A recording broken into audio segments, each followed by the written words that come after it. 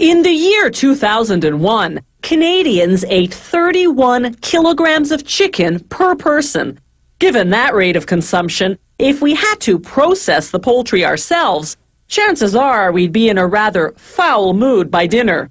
Thank goodness for chicken processing plants. The chickens arrive at the factory with their feet, legs, and heads already cut off. What's left are the breasts and wings. The slaughterhouse also removed the internal organs. A conveyor belt transports the chickens to the cutting and deboning zone, a bustling assembly line operation. Workers prop each chicken on a cone-shaped stand in order to have both hands free to work on it. Cutting up a chicken properly isn't as easy as you might think. The workers get special training. It's crucial they keep their knives well sharpened and wipe them after every 5 or so chickens. The first cuts remove the wings, starting on one side and positioning the knife horizontally in line with the top of the cone. The worker makes an incision where the wing joins the shoulder, then cuts downward across the back of the chicken. Then a quick cut and twist to detach the wing. It's the same procedure on the other wing. The incisions at the wing-shoulder joint must slice through the tendon completely. Otherwise, detaching the wing is difficult. And struggling with a slippery wing while holding a knife in your hand can result in serious injury. The next cuts remove the skin and breasts. They peel off the skin, then pull on the 2 breasts and make a quick incision to release them. They slice the breasts apart, carefully checking for bones that might have broken off from the carcass and be hiding in the meat. The next cuts remove the tenders, the meat located under the breasts. Workers make an incision in the middle, just under the wishbone, and down the length of the carcass. This detaches the tenders, enabling the next worker on the line to pull them off.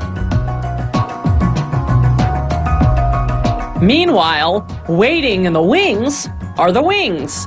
Workers load them onto a machine appropriately called the wing cutter, a mini Ferris wheel that takes the wings for a little ride, right into a sharp knife that chops them into 3 sections. The drumette, the chubby part with the most meat, the winglet, the middle part, and the wing tip, the pointy part with barely any meat. This factory transforms the meatier drumettes and winglets into frozen, ready-to-eat chicken wings. The first step in that process is seasoning. Workers load the pieces into a giant drum. As the drum rotates, they inject the seasoning, barbecue or honey garlic, for instance. After about an hour, the chicken wings come out evenly coated.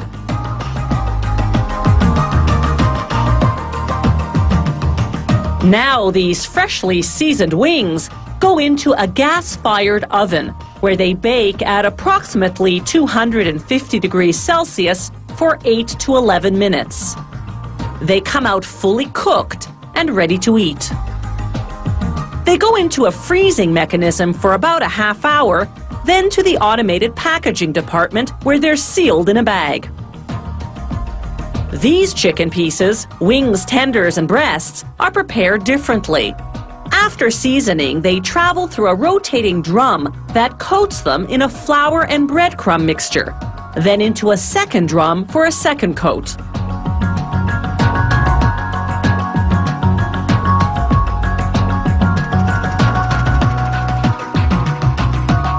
Next stop, a 40-second deep fry in canola oil, just long enough to adhere the coating.